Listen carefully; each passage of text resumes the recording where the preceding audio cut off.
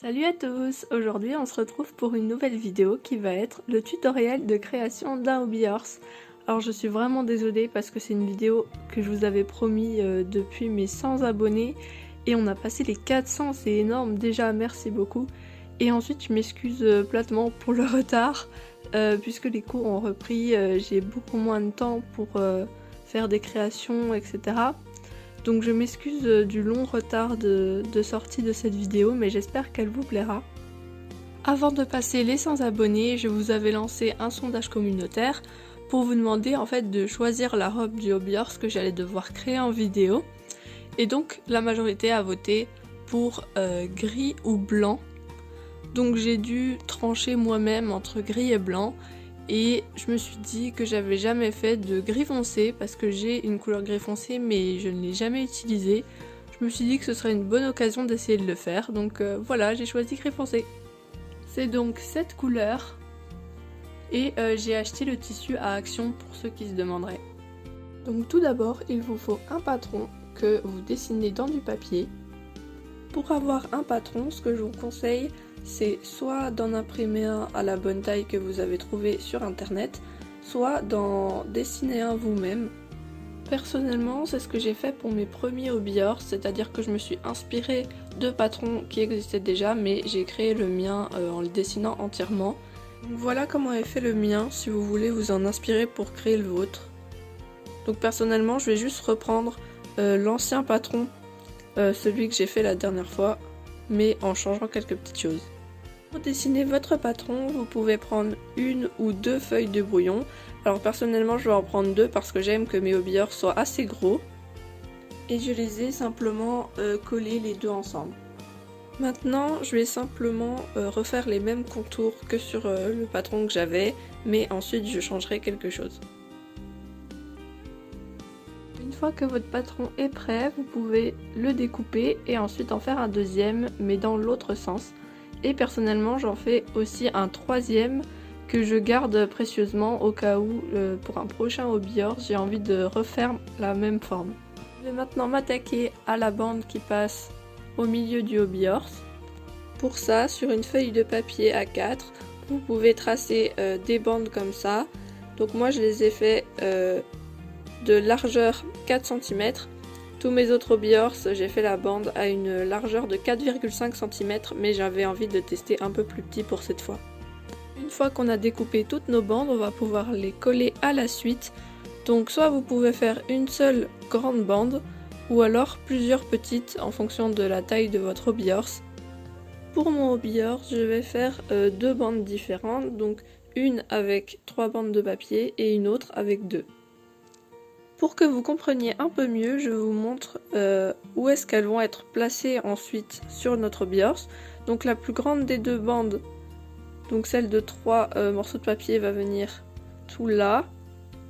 Et celle avec 2 va me servir pour ce côté-là.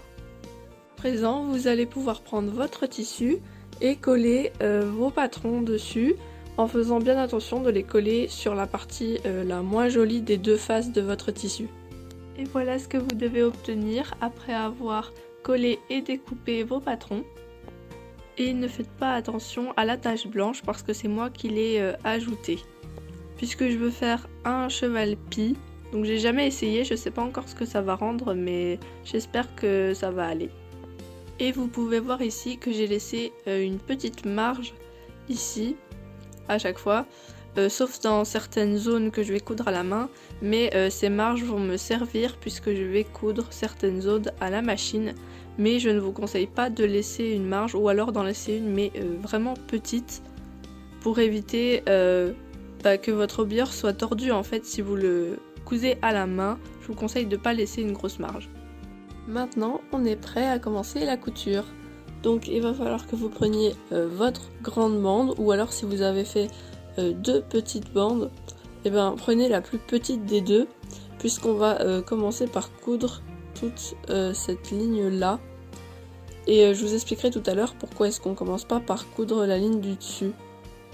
Ce que j'ai peut-être aussi oublié de vous dire, c'est qu'il fallait couper la bouche, donc comme ça. En gros vous avez la tête de votre cheval et il y a aussi un passage pour la bouche. Voilà. Comme je le disais, on commence donc par coudre la partie inférieure de la bouche, donc avec le petit morceau qui est là. Et votre bande, il va falloir la placer comme ça. Donc en gros, ici, le tissu contre le tissu. Et surtout pas placer en fait à l'intérieur la partie en papier. Il faut vraiment placer le tissu à l'intérieur parce qu'ensuite on va le coudre en fait le cheval à l'envers et ensuite on le retournera et ça permet de cacher les coutures. Donc voilà, il va falloir coudre comme ça. Pour savoir comment coudre, je vous conseille d'aller regarder un tutoriel spécial sur internet, un tutoriel tout basique, puisque c'est franchement pas compliqué, il suffit simplement de comprendre le mécanisme. Je vais pas vous montrer ici comment faire pour coudre, mais voilà, il y a plein de tutoriels qui existent et vous pouvez aller voir. Et vous voyez que ça me pose aucun problème de coudre en fait dans le papier. C'est même très conseillé, enfin en tout cas je vous le conseille beaucoup, parce que ça permet ensuite que votre billard soit bien droit. Un autre petit conseil que je peux vous donner, c'est de faire très attention quand vous cousez cette partie-là. Donc il va être forcément un peu plus délicate que les autres, parce qu'en fait c'est vraiment une partie très importante de votre billard. C'est celle qui en fait va, si je peux dire ça comme ça, coordonner la tête avec le reste du corps. Et c'est ça qui va faire en sorte que votre billard c'est droit. Donc vraiment il faut surtout pas négliger ce petit passage là. Et faire très attention quand vous le cousez, de le faire correctement, de pas qu'il y ait un trou, que ce soit droit, etc. Et c'est aussi pour ça qu'on commence, enfin que je préfère commencer par coudre la bande du bas avant celle qui va passer tout le long là-haut, pour être sûr en fait que la bande du bas soit déjà correctement à cause de ce passage qui va faire en sorte que votre billard sera droit. Je sais pas si c'est très clair, mais j'espère que vous aurez compris. Voilà ce que ça vous donne une fois que vous avez cousu toute la bande. Et donc il faut arrêter la couture ici, à cet endroit-là, et ne pas coudre ici. Laissez ça libre. Voilà. Parce que sinon ça va être une galère pour ensuite rembourrer le hobby horse. Donc vraiment je vous conseille d'arrêter la couture ici. Ça change rien à la fin et ça vous aidera grandement au moment de rembourrer. Et maintenant on va pouvoir prendre notre deuxième moitié de bande pour coudre toute la partie au-dessus, donc tout là jusqu'au fond. Et donc on peut commencer pareil au niveau du deuxième morceau de bouche du coup. Et toujours en mettant le papier à l'extérieur. Une fois qu'on a terminé l'entièreté de la couture de la bande tout autour du hobby horse, on va pouvoir prendre notre deuxième moitié de hobby horse qu'on va venir coudre dans ce sens-là en mettant encore une fois le papier à l'extérieur et le tissu à l'intérieur. Cette fois-ci, ce que je vous conseille, c'est carrément de commencer au niveau du passage un peu compliqué. C'est-à-dire de commencer votre couture à peu près ici, dans ces eaux-là, de remonter ici, de faire d'abord ce passage, et ensuite de terminer ici, de faire un point d'arrêt là, et ensuite de reprendre pour terminer toute la bande. Je vous conseille vraiment de faire ça pour être vraiment sûr que ce passage de votre billard soit réussi. Après, vous faites vraiment comme vous voulez. Moi, c'est ce que je conseille juste pour être sûr que le billard soit droit, mais vous vous organisez comme vous voulez. Après avoir cousu le deuxième côté de votre hobby horse, on va devoir passer à la bouche. Donc pour ça, il va vous falloir une nouvelle bande de papier, donc de la même largeur que celle que vous aviez fait pour le tour du hobby horse. Vous devez ensuite la coller et la couper sur une des chutes de votre tissu. Donc la bouche, c'est quand même un passage assez délicat, donc je vais essayer de vous donner un maximum de détails et de bien vous montrer comment je fais pour être sûr que vous compreniez. Tout d'abord, vous pouvez plier votre morceau en deux en mettant le papier à l'intérieur et le tissu à l'extérieur. Et dans la bouche du cheval, il va venir se placer comme ça. Donc pour vous expliquer en détail, le côté qui est plié en deux vient ici, donc à la commissure ici, et le côté ouvert vient ici. Donc vous pouvez le coincer bien au fond ici. Et ensuite vous prenez la mesure en fait du long de la bouche. Et vous pouvez couper le bout qui dépasse pour que ça s'emboîte bien au niveau de la fin de la bouche.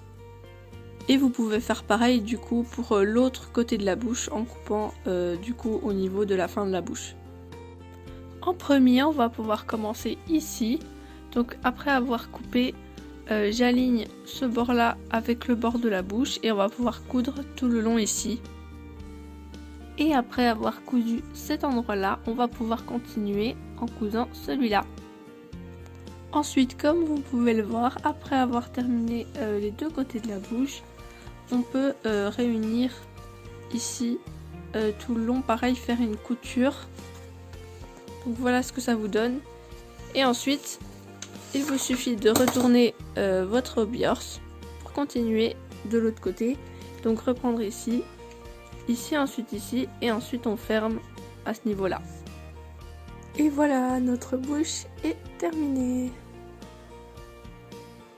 Et maintenant que votre base est complètement terminée, ce que je peux vous conseiller, c'est de couper tout le papier, sauf sur tous les bords, en fait, de laisser le papier uniquement sur les bords, pour éviter qu'il y ait des problèmes en fait avec la couture dans le papier sur les bords. Parce que comme vous le voyez, il y a certains endroits qui sont cousus dans le papier. Donc ce que je fais, c'est que je découpe, mais à côté en fait. Vous pouvez également laisser le papier, ça ne dérange pas du tout puisqu'on va retourner le biors, donc ce sera vraiment à l'intérieur. Donc vraiment ça ne dérange pas si vous le laissez et ça peut rendre votre biors plus solide, mais par contre ça va être un peu plus dur pour retourner le biors, mais voilà, c'est à vous de voir. Voilà ce que ça me donne une fois que j'ai terminé de couper le papier et comme vous le voyez, il en reste encore sur les bords, mais donc comme je vous l'ai expliqué, c'est fait exprès. Et également, il faut enlever le papier sur toute la bande qui passe tout autour. Donc ce que j'ai fait, c'est que pareil, j'ai laissé les bords, mais j'ai coupé le papier au milieu. À présent, on n'a plus qu'à attraper notre biors par le trou et à le retourner.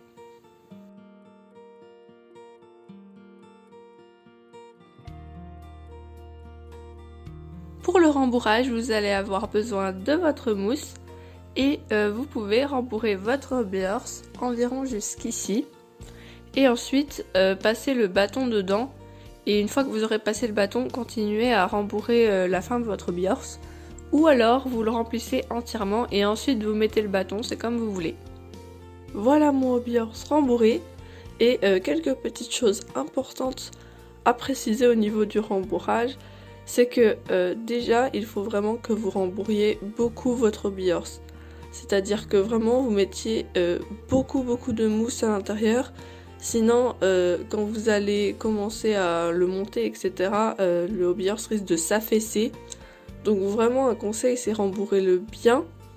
Deuxième conseil, c'est que vous pouvez placer, comme je l'ai fait, une épingle, ou je sais plus exactement comment ça s'appelle, mais voilà, une attache comme ça, au niveau de la bouche de votre biors une fois que vous l'avez rempli. Ça va permettre de la garder fermée, donc de garder votre biors en fait plus droit quand vous allez le rembourrer, donc ça peut aider.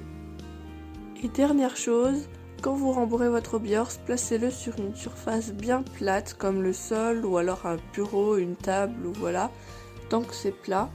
Et surtout appuyez bien dessus pour qu'il soit le plus plat possible. Donc vraiment vous pouvez y aller, donc il faut vraiment qu'il soit le plus plat possible, donc bien appuyer sur tous les endroits de votre biors quand vous le rembourrez.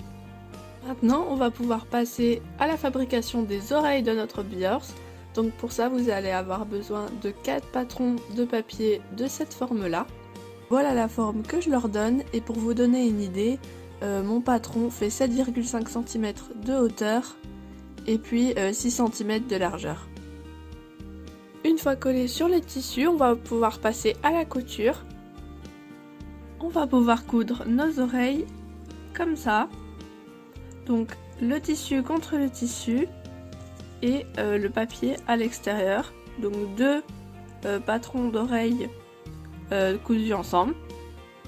Le but ça va être de coudre tout le tour, donc ici jusque là, mais de pas coudre ici. Voilà mes deux oreilles qui sont prêtes et cousues. Donc maintenant ce que je fais, c'est que de chaque côté de chaque morceau de papier des oreilles, si je puis dire ça comme ça, je coupe à l'intérieur. Donc je coupe ici tout le papier qui est à l'intérieur, en laissant simplement les bordures en fait avec la couture dedans. Donc je coupe à côté et je vais faire ça pour mes deux oreilles et aussi de l'autre côté de chaque oreille. Voilà mon résultat une fois que j'ai découpé l'intérieur mais que j'ai laissé les bords.